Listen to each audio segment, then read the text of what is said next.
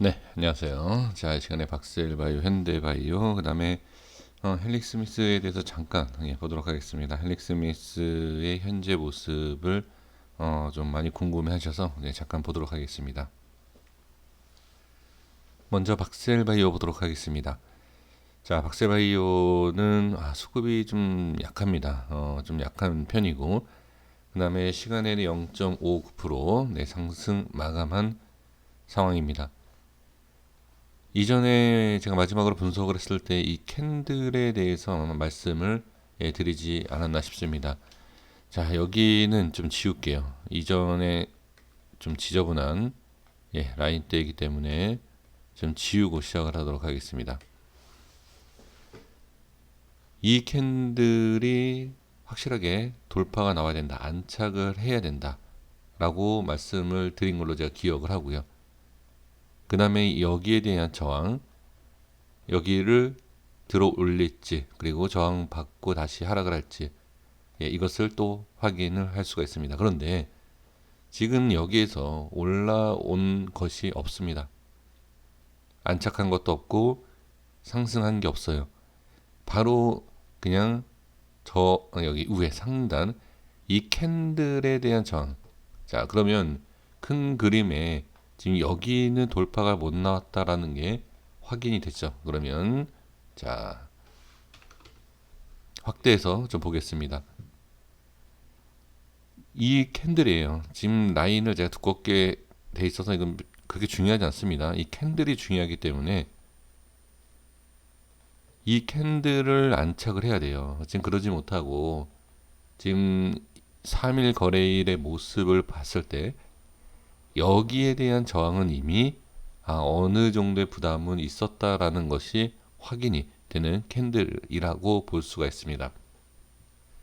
그러면 여기에 대한 저항이 생겨서 갭 하락 이후에 저항을 다시 여기 캔들에 대한 앞에 캔들이죠. 바로 앞에 캔들에 저항이 생기고 주가가 하락하는 걸 볼 수가 있고, 그 다음에 이 자리를 시작을 해서 올라오는데 역시 이 캔들의 저항을 확인을 할 수가 있습니다.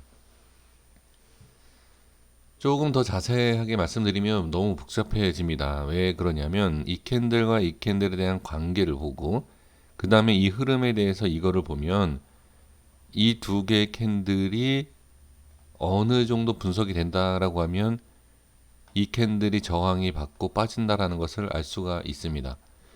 그리고 이것뿐만으로만 보는 것이 아니고 이 앞에 주가가 상승할 때의 위치 있지 않습니까? 자, 여기를 보시면 이런 자리를 더 확인을 해야 돼요. 그러니까 이러한 영향, 이 앞의 영향, 이런 모습 때문에 지금 이런 양봉이 나오는데, 양봉에서도 올라가는 양봉이 아니라 저항을 받고 그 다음에 간신히 지지를 받는 것을 볼 수가 있습니다. 그런데 지금 여기에서 또 오늘 상승을 하지 못하고 하락을 하는 모습, 자, 분봉상의 모습을 보면 알 수 있지 않을까 싶습니다. 상승 이후에 저항이 생기죠. 이게 바로 분봉에서 보면 어느 정도 확인이 되는데 일봉만 보면 잘 확인이 안 돼요. 그래서 5분봉의 차트를 봤을 때 저항, 매도 물량이 많이 생길 수 있는 이 부분을 돌파하지 못하고 저항이 생기는 걸 볼 수가 있습니다. 추가 하락, 여기입니다. 여기는 어제고요. 여기입니다. 이 라인 때. 그러니까 여기에 대한 저항이 생겼던 것이 오늘 생긴 거죠. 그래서 이런 식으로 돌파가 나오는지 못 나오는지를 확인을 해야 돼요. 근데 지금 돌파가 나오지 못하고 계속 쭉 빠지는 것을 볼 수가 있습니다. 그럼 지금 상황에서는 어디가 지지가 돼야 될지를 우리가 좀 따져봐야 돼요. 근데 지금 일봉상의 캔들과 여기 이 밑에 쪽에 보면은 지지를 해야 될 구간이 많이 보입니다. 아까 제가 이렇게 지저분하게 라인이 많이 있지 않습니까? 그 라인대가 다 지지를 해야 되는 그 라인대예요. 그럼 어디까지 정확하게 빠진다라고 우리가 예상하기는 상당히 힘듭니다. 지금 우리가 알 수 있는 것은 뭐가 있죠? 예, 60선이에요. 이 61선에 대한 지지를 하느냐 못하느냐 그것을 봐야 합니다. 지금 이 캔들 윗 상단과 이 꼬리를 한번 보도록 하겠습니다. 12만 원대와 12만 8천 원대입니다. 내일은 이 안에는 좀 지켜줘야 되지 않나. 그러니까 안쪽이라는 게 이 위에. 지금 이 박스권 안에는 좀 지켜줘야 되지 않을까. 예, 개인적으로 저는 그렇게 생각을 해봅니다. 그래서 내일 흐름은 여기를 좀 지켜봐 주시고요. 여기가 왜 중요하냐면 상승을 시키고 그 다음에 그 상승을 막아주는 그러한 위치에 대한 기준 라인이다. 이렇게 좀 보여집니다. 그래서 박셀바이오는 이 라인 때 잘 확인을 해 주시면 좋을 것 같습니다. 여기까지 말씀드리겠고요. 현대바이오 보도록 하겠습니다. 현대바이오는 지금 시간에 빠졌죠. 이거는 상승하지 못한 갭 하락. 이게 안 좋아요. 지금 우리가 시간에 빠진 것 때문에 갭 하락에 대한 것을 알고 있지만 갭 하락 이후에 하락이 워낙 크고 밑골이 달지 못하는 모습, 거기에다가 수급까지도 개인이 어제 이후에 물타기 하는, 약간 물타기 한다 라고 보여지는 그러한 흐름을 볼 수가 있습니다. 그렇죠? 그래서 지금은 좋은 모습은 분명히 아닙니다.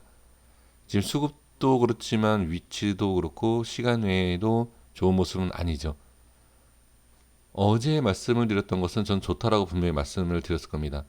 위치상과 모든 것을 봤을 때는 좋다. 그리고 시간에 빠진 것도 상관없다. 하지만 이 색칠한 부분을 지지를 해줬고, 그런데 지금 오늘은 이 색칠한 부분을 이탈을 시키는 것을 볼 수가 있습니다.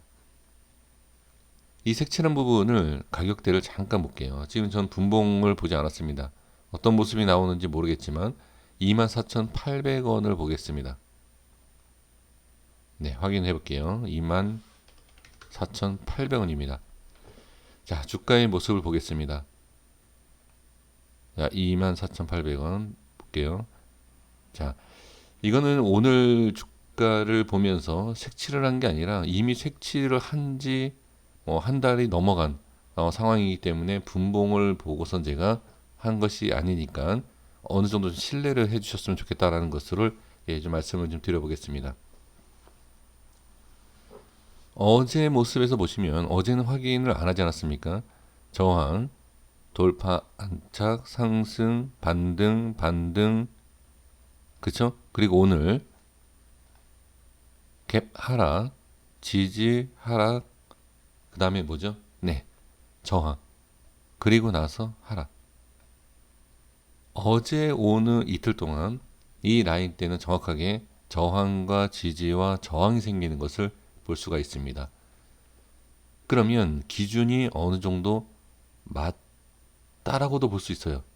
그쵸? 물론 다 뭐 개별적인 대응을 뭐 하시는 거겠지만 제가 봤을 때는 어느 정도 좀 신뢰를 가질 수 있는 그런 상황이다라고 볼 수 있습니다.